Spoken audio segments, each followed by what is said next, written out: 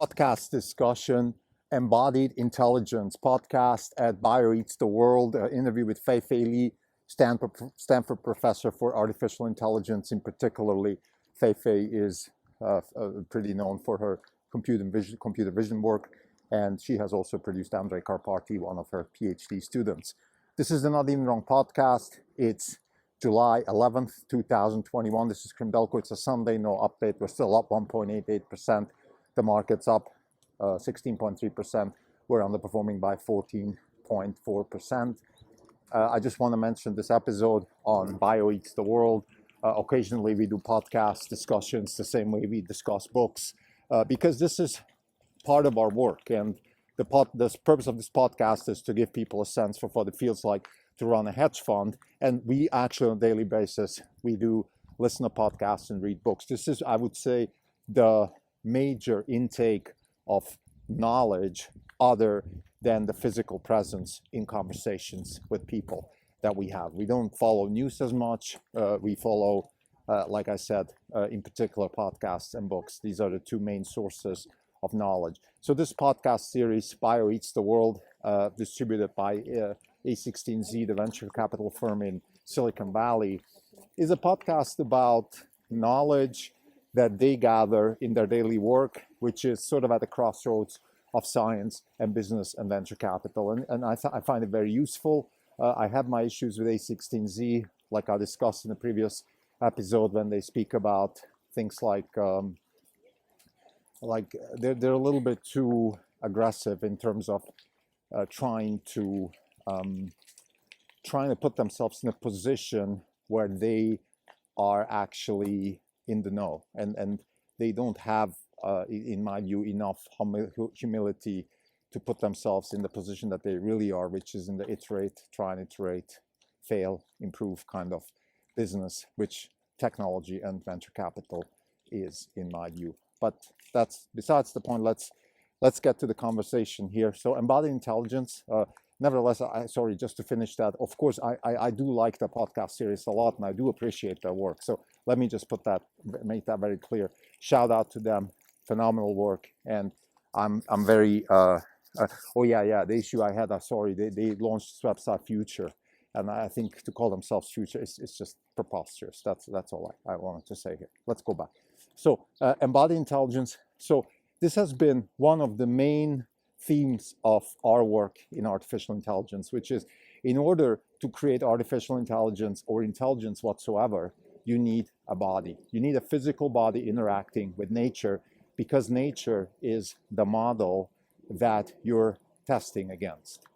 So in a nutshell, what we call intelligence is the ability to navigate through nature. The way we do that is by creating models and then testing against this almighty reality, which in other words is just simply a test case. Okay, is my model correct or not? And the better my model works, the more intelligent I am. This is, in a nutshell, the way we see intelligence. So having said that, of course, having a physical manifestation of intelligence is paramount. It's not just something nice to have, or like some people say, well, we could simulate everything and create artificial intelligence and things like that. We don't believe in that. This is, from first principles, wrong. You can create a virtual world, of course. Within that virtual world, you can have physical manifestations of reality, and you can have a virtual reality which then tests against those pieces of intelligence that you created in your virtual world. You can do that. That's perfectly possible. The gaming industry does that, and I don't have an issue with that. I have an issue with the lack of trying to build physical embodiments of intelligence within the actual real world and then develop artificial intelligence on top of them. This, in my view, because it's so hard, it has not been done sufficiently so far.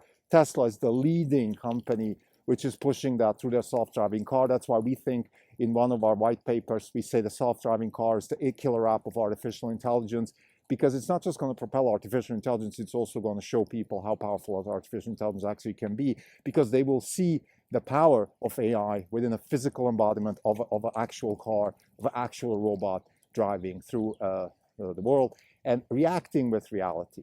Now, having said that, Fei Fei Li and her collaborators obviously are also very much fond of this whole thesis, and they follow the same approach. So what they created in this interview, they talk about a paper where they created sort of, the way I understand it is they're trying to create physical embodiments of some sort of intelligence that then has the ability to continue learning. And there is not just a central brain which is learning, but also some sort of Lamarckian limbs and things like that that have intelligence that is learnable. So they spoke about an interesting concept, which is the meta learning. So you learn how to learn, and they created these physical embodiments, these things, or let's call them things. There's a name they used, I forgot. And those things are sort of, imagine you send them to Mars, and then they start adapting in the environment up there, and they start learning and becoming better at tasks necessary for whatever tasks they have to fulfill. So this is, in a nutshell, what they're doing. Very interesting research in my view, very creative, very inspiring. We believe that this is the path to forward. This is also in line with the plasticity of the brain and the podcast we spoke about and the book we read, A Life Wired. I forgot the author, it just slipped my mind, but we spoke about this. So sort of this flexibility within robots, within machines, within digital manifestations of intelligence, flexibility, so we can learn from mistakes, we can, let's say, fix injuries, the same way our body actually does that, because we as a species, we humans actually have evolved exactly like Fei Fei Li and her collaborators are trying to evolve species. We have evolved sort of in a context of our natural selection. We have evolved in the context of intelligence, of embodied intelligence. The only problem with our evolution is that it just took very long. It took millions of years. And what Fei Fei Li and her collaborators are trying to do is to expedite that. This is, I would say, the main difference between what they're trying to do and what humans have done. So expedite this embodiment of intelligence that humans have enjoyed and evolved through evolution, expedited in a sense to the point where they can learn in much faster iterations. Let's say how meta learning works, how let's say how we should design robots, or how should we design things in general that have the ability to adaptively learn from the environment and get better and more efficient within the environment. Fei Fei Li says something interesting in the podcast. She says, I don't know what the purpose of evolution is. So in a sense, she says, I don't know what the purpose of our actual research will be, because it's kind of the same thing. It is the purpose of evolution, but she says, look, we can still have practical applications. For example, like she said, we can send this sort of pre-trained thing to Mars and then let it continue learning and getting better at fulfilling tasks up there. They say another very interesting thing which stuck in my mind. They said that what they've found in sort of doing all these iterations and doing this research is that in general, what happens in the learning process when physical embodiment of intelligence starts happening through iteration is that the learning which takes less energy, or the learning of the learning, so the meta learning, which enables future learning with less energy, usually wins. What does that mean? In other words, that means that we humans, or any species for that matter, is evolving in a way that we're, of course, reacting to the environment. So if something's hot, we're not touching it anymore and all that stuff. But we're also trying to learn things that are good for us for future learning. And the optimization function, or the cost function here, is minimize the energy that is necessary to learn. So the way I understand this is you want to sort of build a basis on which you can keep learning. So you want to kind of learn how to learn, so the future learnings that you need to move around in the environment, for example, are becoming less energy consuming. This is one of the key takeaways of this interview, and it might sound obvious, but it's actually it's a very interesting insight, because it also, let's say, if you apply this to a company, let's say you have a typical reaction function of a company. The market reacts, you do this, the product is not that good enough, you do that, the engineering department. All this flexibility in the end boils down to the problem of how can we learn to learn so in the future we can adapt much faster.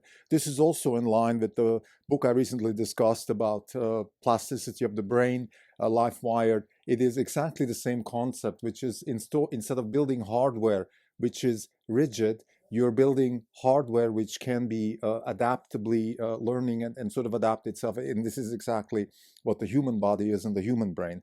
And in that light, I think also this research that Fei Fei Li is doing with her collaborators at Stanford is very interesting, because she's kind of in line with the life wired concept. And I think it's not surprising, because the person, the name eludes me right now, but he's also at Stanford, so I'm sure they're working together. The whole idea here is to have this what she calls unimal, actually, so the universal animal, which is some sort of, imagine like a GPT-3 type learned transformer, which has basic learnings of, let's say, how limbs can adapt, how the brain can adapt, how central functions and neural networks adapt. And then you let this unimal in the wild, and using evolution, but much rapidly adaptable evolution, so sort of artificial evolution or faster evolution, to get faster towards more efficient outcomes, and which is what we would be calling embodied intelligence. So to summarize, intelligence is the building of models and then prediction in terms of how to act against the environment being sort of the all-encompassing right model.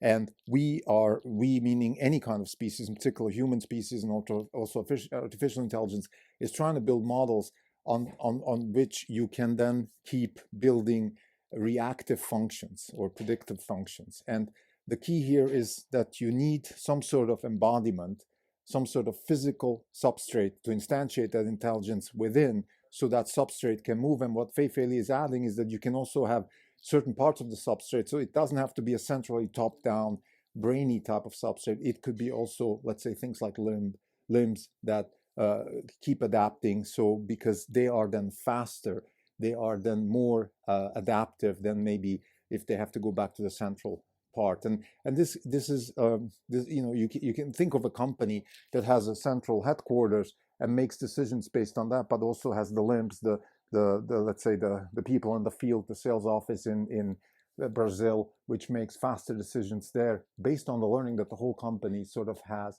or the limbs have in that specific environment. So the central nervous system learns, but also the peripheral system can learn on its own. And this is kind of this adaptive, flexible, plastic way of evolving embodied intelligence. Thank you.